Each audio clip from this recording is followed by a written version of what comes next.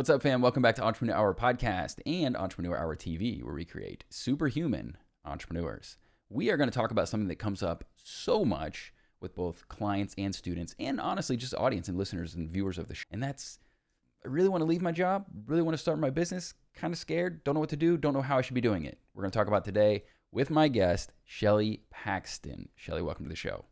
Hello, thanks for having me, Chris. Yeah, so we've got a lot to talk about. You've got an awesome story, an awesome journey. In the minute that I saw it, I was kind of reviewing the information and, curating and coming up with questions and researching you, and said, this is going to be the perfect message, right? Because I know there's so many people that they've done the work, they've worked on building their business to a point that they're ready to leave, or they think they are, and so I think they're just looking for either that affirmation of yes, it's time. Or how do you know? Is it a gut feel? Is it a financial thing? What is it, right? And so before we get into that, though, I want to give you a chance to share your story, some of the things that I was able to look into and find out about you, and why you are the perfect person to deliver that message today. Oh, so I'm going to make this the abridged version of this story, and then where you want me to expand, you can guide me. How's that? Sounds like a deal. So for everyone watching and listening, I spent 26 years in the corporate world. I was an advertising and marketing executive who had the honor and the privilege to work with some of the most iconic brands on the planet, from McDonald's to Visa to AOL to most recently Harley Davidson. So imagine I'm the chief marketing officer of Harley Davidson, and I start realizing that I've made it all the way to really this peak of my career. I have this sexy global job, one of the most iconic brands on the planet. People tattoo it on their bodies. Yes. And I'm waking up every morning going, is this all there is? So I had ticked all these boxes of success on the outside, but I was genuinely feeling empty on the inside. And I was feeling out of alignment with my truth. And I had a wake-up call. Actually, I had many over decades that I wasn't paying attention to. And I had a wake-up call through a nightmare while I was at Harley that really woke me up to this idea that I was neglecting my soul, that I wasn't listening to it, I wasn't loving it, I wasn't nourishing it. And that made me realize, oh, that's why I'm feeling this. I'm actually not living my truth. But the challenge for me was I didn't know what my truth was at that time. I needed to slow down and figure it out. And that's what sent me on this journey that I called Soulbatical. I actually, after I kind of understood the meaning of this nightmare that I was having, I christened myself Chief Soul Officer of my life, because I knew giving myself a big title would give me the responsibility for okay, I need to listen to this. I need to do something about this. And then I created this term called Soulbatical so I could give some people something to hang on to, because honestly, no one understood why I was leaving the coolest job in the world, right? And that was the beginning of my journey. Yeah. How much do you think, I think as a society, and I just had this conversation recently, we, I want to be careful how I say this, because I want to also be sensitive to there are people that require the things that I'm about to reference, right? But I think we need to determine and distinguish what's a healthy level of internal struggle, internal strife, versus, man, I need to take the next antidepressant, anti-anxiety, anti-whatever, because I think a lot of people in your situation would have, the first thing they would have done, Shelley, is say, I've got this great job, I'm making great money, I've made it to the top, ain't no way I'm listening to these dreams. Where's the drug? Give me that drug, baby. I don't even want to think about it, right? Let's just bury it and move on. And then later down the road, now you've got some issues. Now I'm a big health guy, and so I know, and I was on the antidepressants, anti-anxiety, ADD, ADHD medications, and I'm telling you, the list of side effects is yay long. I mean, it is unbelievable, and things that I'm still recovering from, honestly, truth be told. So how do we know, what's our guiding compass internally to understand this is your intuition, this is that guiding voice, this is the existential, this is God, this is the universe, this is whatever, pulling you in another direction versus, man, I got some other issue going on, right? I know you're not a medical doctor here, but how did you know there was a distinction there?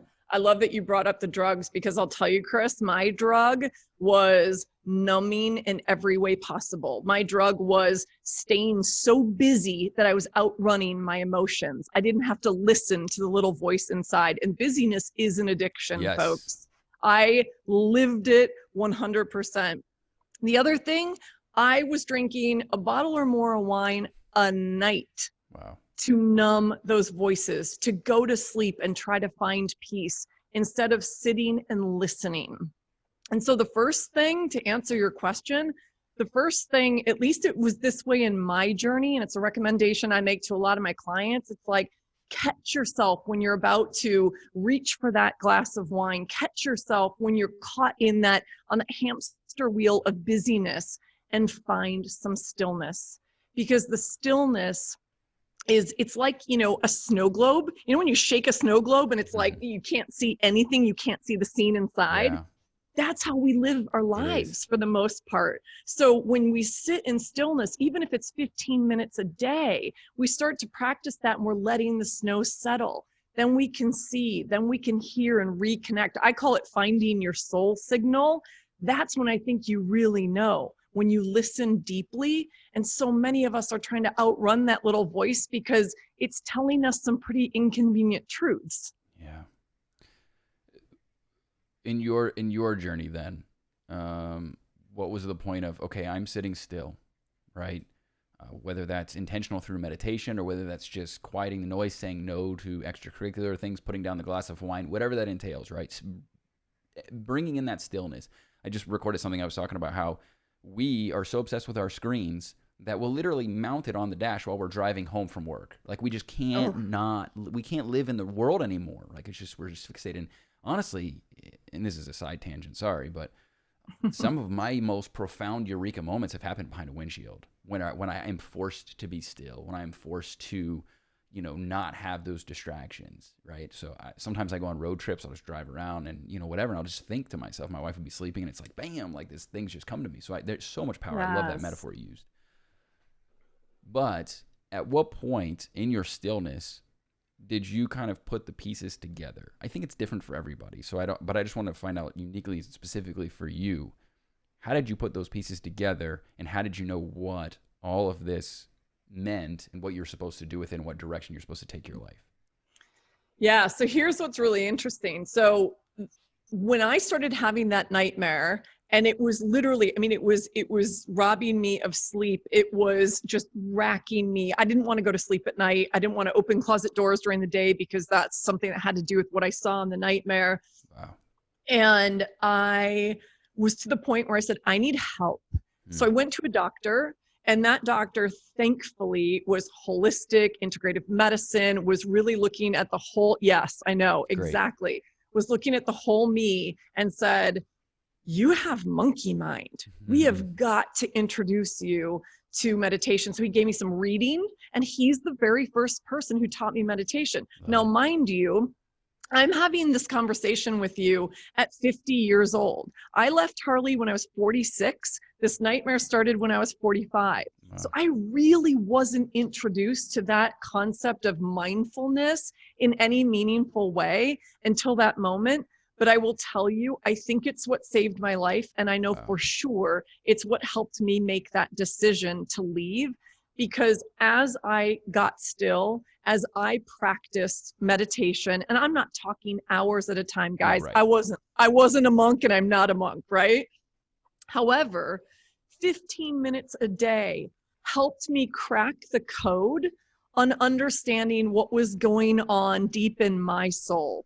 So for me, it helped me understand that what I was seeing in this nightmare was actually a proxy for my soul. And it was saying to me, love me, feed me, nourish me, listen to me. And when I made that connection, and I made it through meditation, I was hooked. I completely understood the power of silence and stillness and deep listening. To this day, I meditate. It's taken on different forms. I've been on different rides with it, but that was the beginning of the journey. And that was the exact moment. So this kind of ties to your first question. That was the exact moment when I knew I had to take action. because I'd been telling myself a story, and this is probably a very familiar story to many people listening to this. If you haven't yet made the move, I was telling myself a story that was too late and I was too old. And I had sunk cost because I'd invested 26 years in this climb to the top of the corporate mountain. And by the way, I have zero regrets. And I have my career was incredible. It took me around the world, introduced me to the most amazing people, and gave me the most incredible experiences. And at the same time, I was trying to find my truth out there the whole time. And I finally found my truth inside me. And that was the moment I said, I don't know where this is leading me, but I'm going to invest in the possibility of my future self. And I'm going to do the scariest thing I've ever done in my life from day one. And I'm going to walk away from a very high paying, very prestigious job. And I'm going to bet on me. Wow. That's really profound. So I reached for something as you were talking. I just got this. Muse sent me this. If people don't know what Muse is, it's a neurofeedback device. It's really important to bring this up because there's a lot of people that they don't fully understand meditation. So I heard a lot of people say the gym is my meditation, gardening's my meditation. It's like no. You don't understand. Then you don't understand the nuances of meditation, what it actually does, because you're literally rewiring your brain. Even with what Shelley said, that's what I've heard. Same, even in 4 days at 15 minutes a day, you're literally starting that process. Neuroplasticity, go look it up. Yes. Neurofeedback is amazing. And you can go, and I've done this, you can go to specialists and you can work with them, and it's like $150, $200 a session. It's not cheap, right? And they'll put the electrodes in your head and the cap and the goo and everything, and you sit there and you work with an actual professional. Now, the data that you will glean from that is superior. But with this Muse device, for a couple $100, you can literally get a good portion of that data, but you're going to pay one-time fee. You have that forever. Amazing, amazing device. Calm is an amazing device. The reason I like this is that neurofeedback will actually tell you in so many ways when you're drifting from from more of like a theta brainwave state. So when your mind goes to beta and you start thinking and you're butterflying all over the place, it'll make a little noise. You'll hear things like making noise, like rainfall, I think is what it does. And so you have to like recalibrate and focus. So it teaches you how to meditate and what it feels like to be in a meditative state versus just sitting there like, am I doing anything? Is this helping? Why am I doing this? So anyway, so I want to bring that up as a quick aside because I know people are looking for things like that. I think the Calm app and the Muse are great, phenomenal devices. I don't know if you've used any of those or if you just... Oh, I have to tell you. So first of all, I've never heard of the Muse device, and I am literally going to buy it as soon as we get off this recording. Amazing. So thank you for that. That's pure gold. Yeah. And the Calm app is what I use. I started with Headspace. So back in the day, and I make a joke about this in my book, it was like, at first I was just like, okay, I can sit here and listen to a sexy British voice. And that's kind of what got me into it. Yeah. But then when I got deeper into it, now Calm just better serves my needs. I actually go to bed to Calm's sleep stories every night too. It's so powerful. It really just takes me into that deeper space. Yeah. Really powerful stuff. Thank you for sharing. Yeah. I think that's really important to note. Okay. So Soulbatical, you back away, you're going through this process, years, of kind of, what do I do with this? Don't want to open the closet. I'm wearing the same clothes every day, it sounds like, because you weren't going to your closet. So how did you arrive? What do you do now? I think we didn't even cover that yet. What do you do? What's the work you do now? And kind of how did you arrive at that? And talk to us about what that, from a practical standpoint, let's start talking about what that transition looked like. Was it cold turkey quit and figure it out? What did it look like? Yeah. So this was going on for the final year that I was at Harley. So just to set a little context, I was at Harley Davidson for 6.5 years. This is happening in my final year there, where I'm having the nightmare. I'm sorting through all this stuff. I'm now having this awakening, for lack of a better word. Sure. And I'm starting to dig really deep with meditation. And I'm realizing that I need to call on some experts. So I worked with a coach and I called my financial guy. And I said, okay, this is now very clear. It's very clear to me that I need to do something about this. I wasn't feeling fulfilled. I was run down. It was a toxic culture. It was very political. And I was like, life is too short.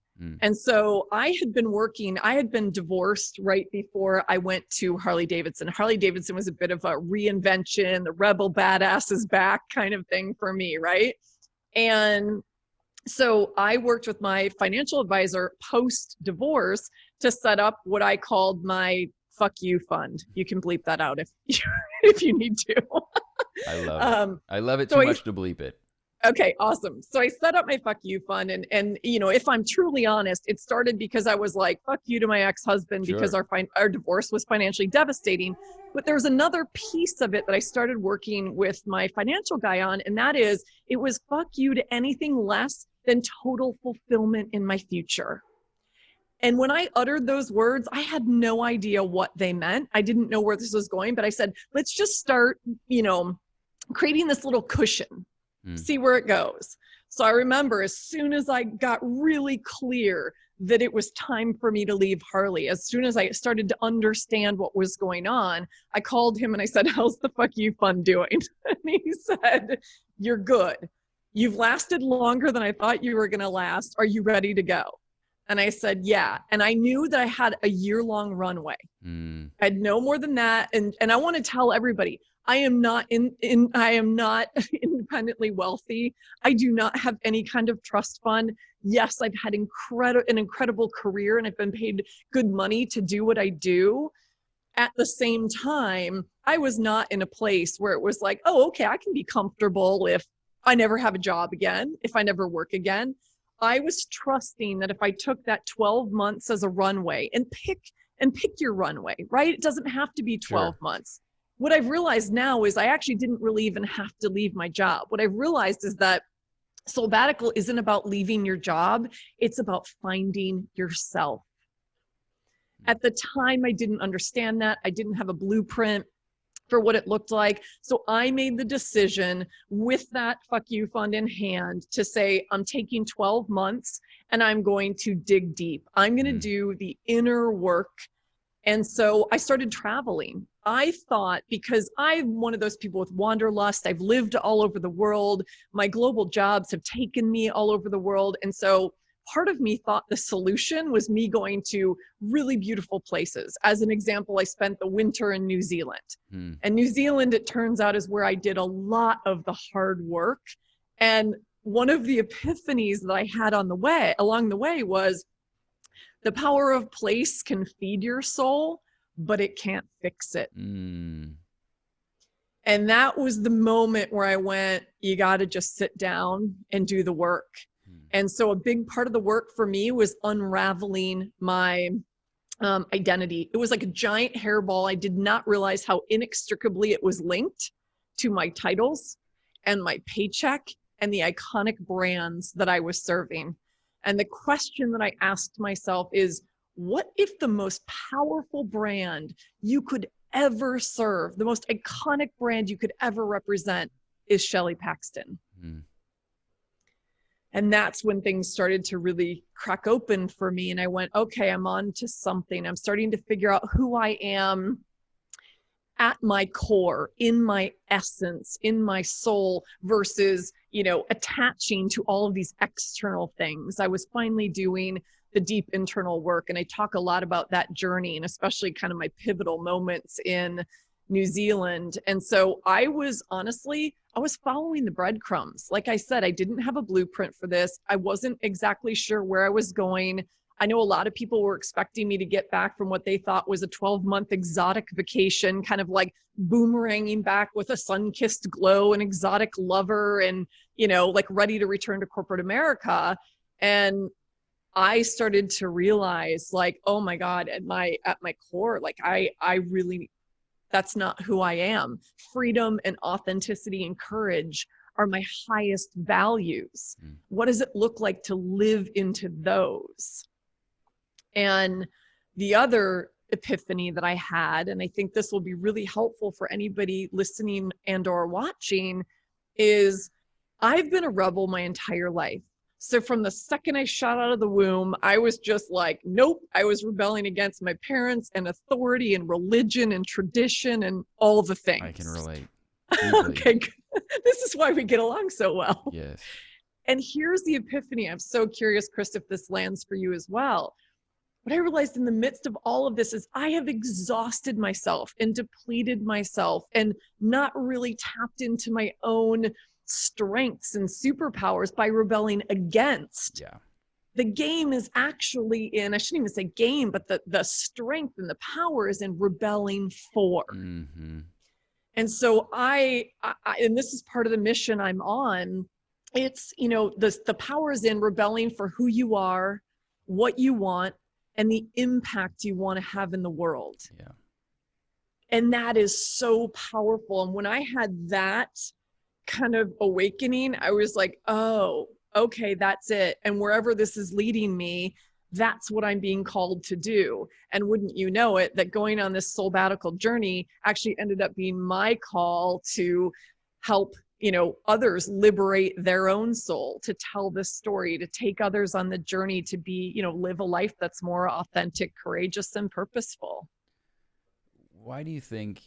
So I do want to get into more of the aspects, specifically as far as the financial thing, because I think that's really important. You know, how did you establish that? I knew your story as far as how you established that runway, but I love to give practical advice to our audience, you know, on how they should be going through that process. So don't let me forget to bring that back up. Okay.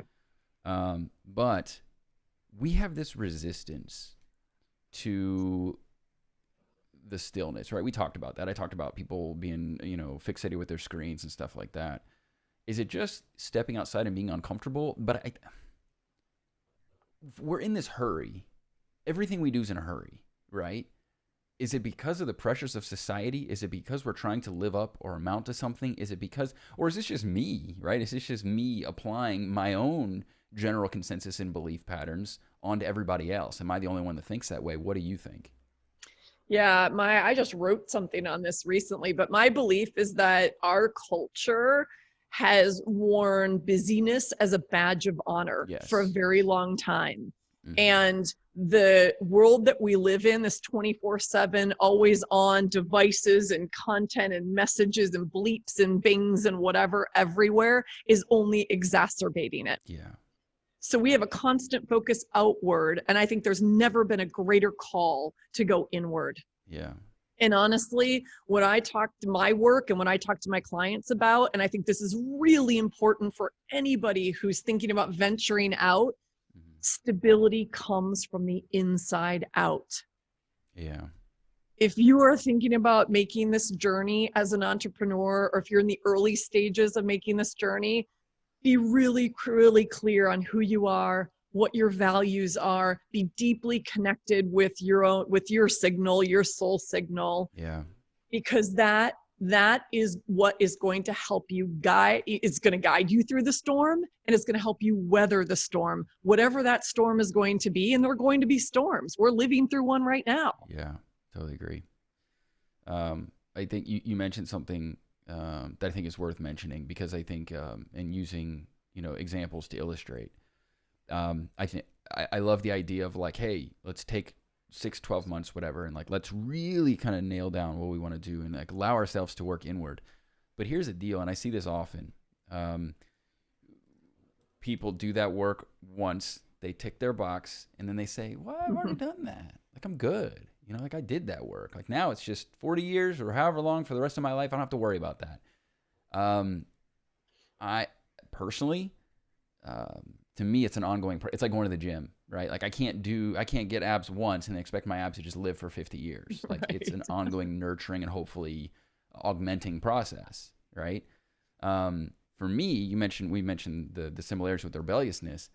I was actually, and still to a degree am, fulfilling this self-defeating process of, I rebel so much, don't put me in a box, that I wouldn't even be the person I needed to be to sell the products that I need to sell. So for example, I run a book club, but I don't want to be known as the book guy, because I don't want to be known as a book guy. I'm more than a book guy. I run a podcast. Well, I'm an entrepreneur with a podcast. I'm not a podcaster. And it's like, I won't let myself be in anything, and thus I become nothing to no one, because no one knows no one knew for a long time what the hell I even did, because my messaging was just all over the place because I'm being free and I don't want to be in a box. So I think it's constant recognition, and we shifted that, right? And now our focus has been more so, and now we're starting to see the momentum and the velocity in the directions that we want with the online stuff specifically, because it's a more centralized message, right? Had I just said, check my box, left my job, I'm an entrepreneur, I get to do what I want now, I wouldn't have found that really important, vital piece of information within myself to be able to course correct. So I think it's a constant process of discovery. It's never a plant your flag, you have arrived moment. Would you not agree with that? It is 100% the journey, not the destination. Yeah. And that's, it's funny, as I was writing the book, I realized all these motorcycle truths were popping up as I was writing the book. And I'm like, oh, now I understand them in the context of life. Yeah. And that was a big one, right? It is about the journey, and this will constantly be evolving. And as Brene Brown just said in her UT commencement address, I don't know if you heard that. It's really, really powerful, but she's like, it won't happen on your terms or on your timeline, but it will happen. I felt like, wow, she just summed it all up. I love it, right? Yeah. So powerful. Cool. Okay, so people are sitting down, they have their fuck you fund, right? Or whatever it looks like for them. Yeah. This is case by case, and I know that, right? It's impossible to say, well, you need 6 months, right? There's no way I always say 6 months, bare minimum. But I think it depends on the business that you're in. It depends on your, some people have a Rolodex, right? If people even still call it that, they have a network, let's call it that, of, hey, I work in one industry and I'm going to be in that same industry, just doing it on my own. Now I'm just going to leverage some of the clients that I had. So that's a different scenario. So how do you sit down and rationally figure out, this is what I need to do, financially speaking, these are the ducks I need to put in order to make sure that I'm not going to be under a bridge or losing my house in X amount of time, to make sure that I am going to run into this thing. I have a saying that I'll tell you what it is the dream dies and the bank dries, right? It's a big part of leaving and transitioning from a job to a business. So how practically do you go through that process and make sure you're positioning yourself for at least a chance at success? Well, it's so interesting. I can only speak from my personal experience. And as you know, my experience was quite unorthodox because I didn't have a plan to become an entrepreneur. I didn't have a business idea when I left. All I can do is sort of retrospectively offer some guidance, which is what I'll do. I mean, I think, honestly, one of the things to get really clear on, and I'm going to go back to this, like, sitting still and really listening, like getting clear first and foremost on your values, getting clear on who you are, what you want, and the impact that you want to have in the world. That is going to ground you. That is the why that will help give you strength and power through everything. When people aren't returning your calls, when, this thing isn't taking off in the way that you wanted it to immediately, you have to find your strength inside first. So I would say, before you make any decision about leaving, do the inner work. Really, really find that strength and that belief in yourself, that belief in your idea, and, frame your mission. Like, here's an example. And we can keep diving into layers deeper. But as an example, when people ask me what I do, I don't say author, speaker, coach, because everybody else says that.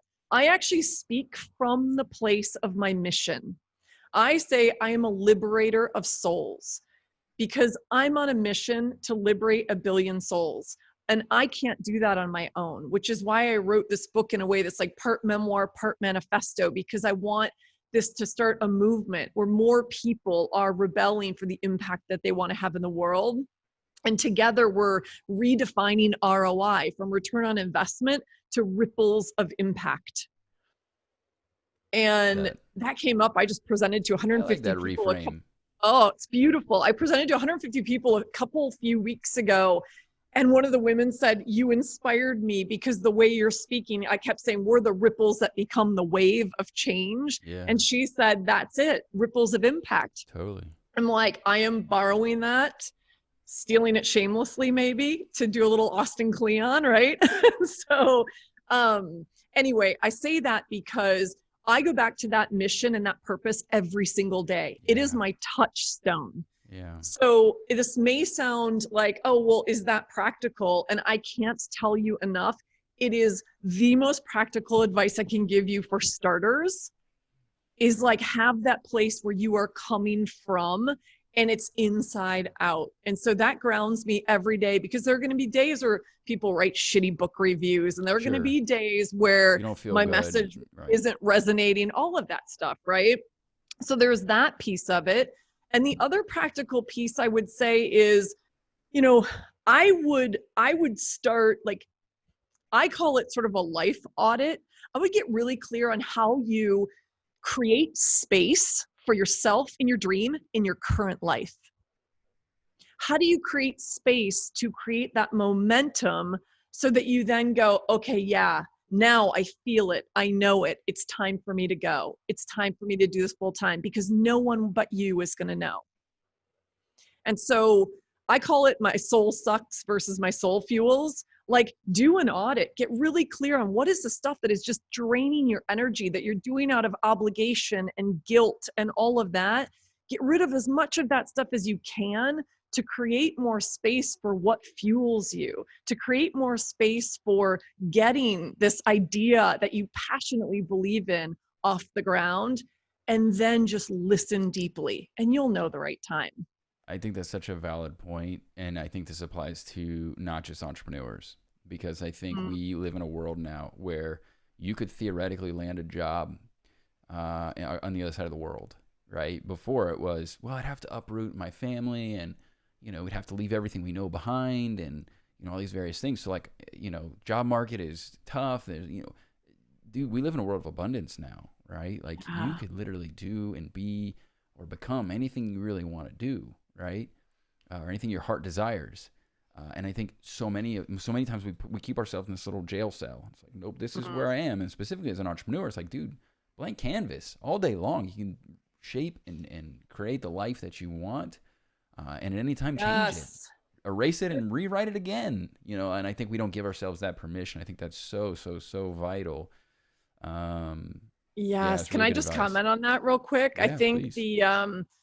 so I wrote sort of what are the principles or the commandments of being a chief soul officer. And you just hit on one that is so important. It's like, we create the life we want. We don't live at the effect of what's coming our way. And so waking up with that, like you said, that kind of blank canvas, moldable clay, however you want to look at it, whatever fires you up, it's so powerful to know that we can. One of my coaches says, just make shit up. That's your business plan. Make shit up, which I just love, because that's actually what we can do as entrepreneurs. That's the beauty. You know what? And we course correct along the way as we go. Soulbatical looks very different right now than what I thought it was going to look like at the very beginning. And you know what? It's better, and it feels more magical, and it's more expansive every day. Probably more innovative too. I think And more innovative, right? Yeah, when we give ourselves that time. I think when we don't give ourselves that time, we end up just emulating or replicating somebody else's work, because we didn't give the true time for innovation to happen. Yes. And the other piece of advice that just came to me that I want to share is, I think it's really important and really powerful to show up in the world every day as who you want to be. So sometimes we say, well, when that happens, or if this happens, or whatever, but it's like, live into your dream, live into your future self before you're even ready, because that stretch and that discomfort is exactly where the growth comes from. Yeah. Totally. Okay. Wanted to ask you about the transition, and also too, I meant to make a comment about this early on, but you said something that I think is so true for a lot of people. So I want to make sure we really highlight this. A lot of people feel like in this transition process of leaving jobs, starting business, that they're starting over, right? I hear that but I have to start all over again. Here's the deal. I want to use your story as an example, because I think it's the perfect example, because not only you're right here, but it's the perfect example, period. We get a lot of requests for people to come on our show, and that's not me being braggadocious. That's just the reality of the situation, right? We've been doing this for 5 years. We've had a lot of big guests on the show, and it just happens. So we have to really filter and screen people to a degree that we didn't have to before because we can't accommodate everybody, right? And we want to continue to level up and bring in guests that are going to provide high level content and value. We took one look at yours specifically, your story and what the work you're doing in the world, and all of that was very, very impressive. We see a lot of impressive work, but I would say this. One of the things that like immediately was like, oh, for sure, 100% was, guess what?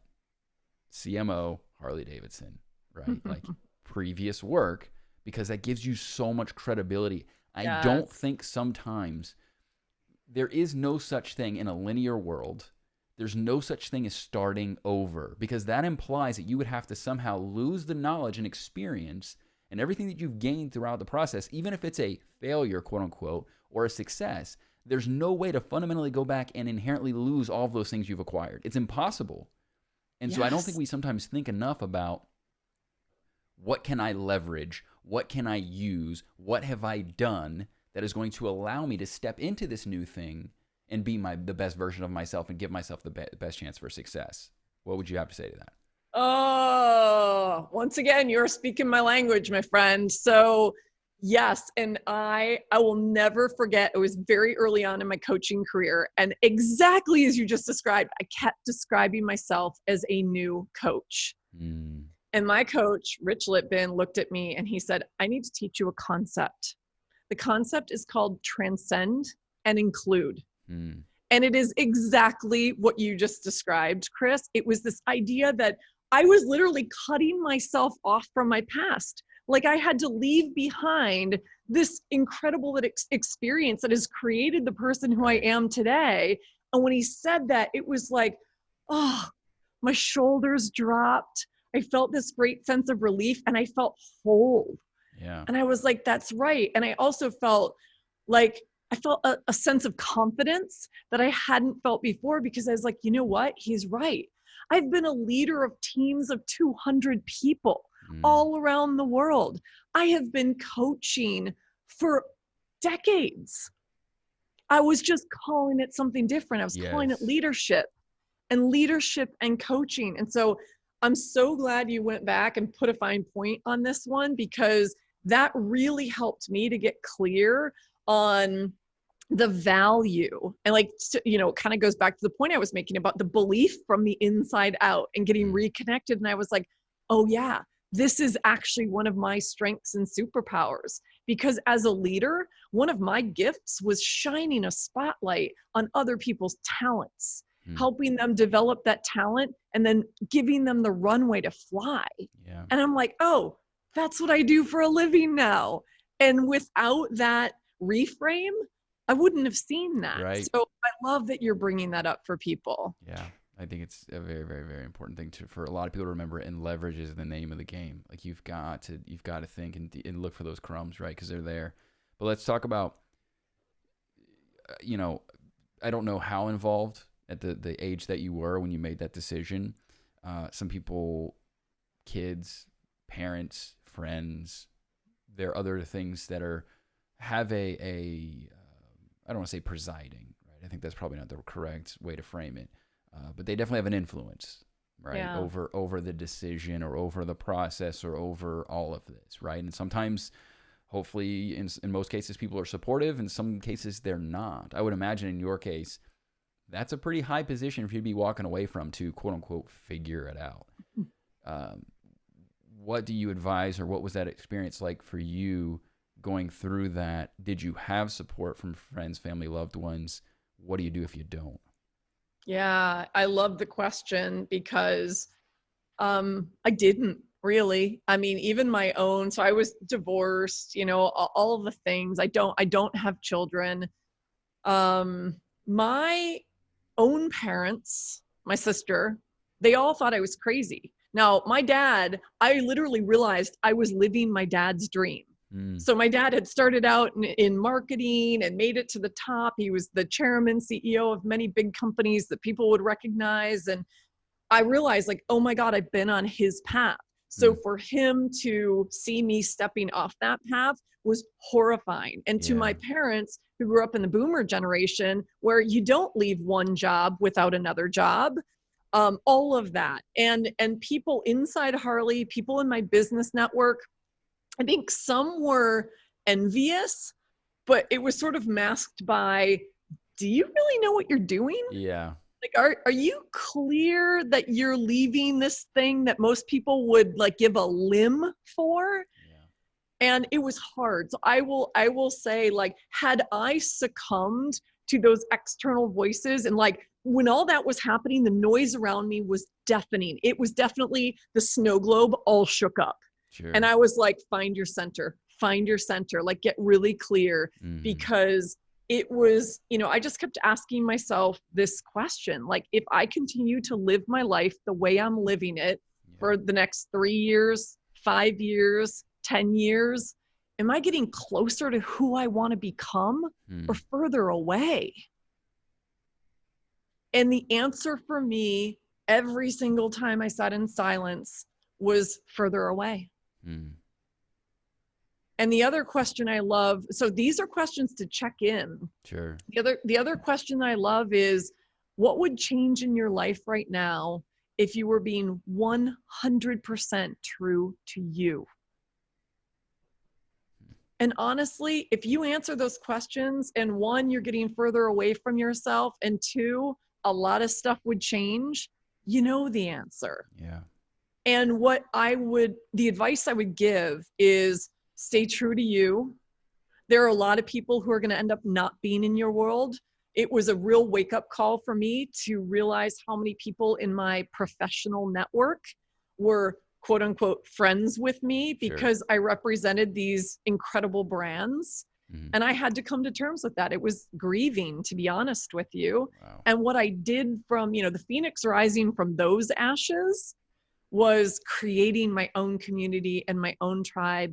I found people who were on this path. As I got deeper into it, I found people who were into health and wellness and meditation and spirituality and entrepreneurship and all the things that have, like, you know, been beautiful threads in this conversation. I found those people. I learned from those people. I became friends. I joined communities of those people, and I built a new network for myself. Something I would want to applaud and celebrate you for is, and this is something I say often, is that intention is the mother of all change.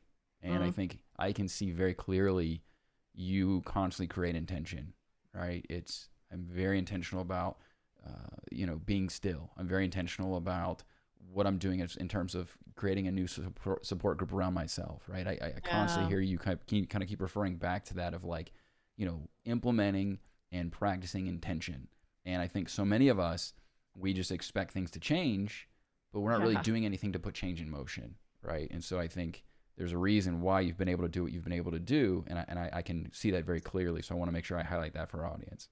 Yeah, thank you. And also, I brought some of that into the book. So if any of this story sounds interesting, in the book, I created a framework called the Soul Framework. And it's exactly what you just talked about, Chris. It's this idea of, how do we go from these insights we have around, like, maybe the answer to one of those last questions that I just gave, into intention, into action, and really living into that action before we're ready, because that's the other place we get hung up. But intention and action, I'm a big fan of saying, like, every badass accomplishment, what you've accomplished, what I've accomplished, what so many of the people listening to and watching this have accomplished, badass accomplishments are a series of tiny steps.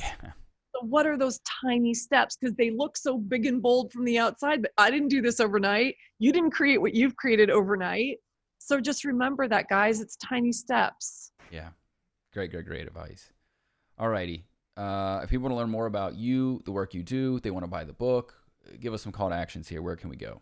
Yeah. So easiest place to go is my website, which is soulbatical.com. And Soulbatical has 2 B's and 1 T, just so everyone knows.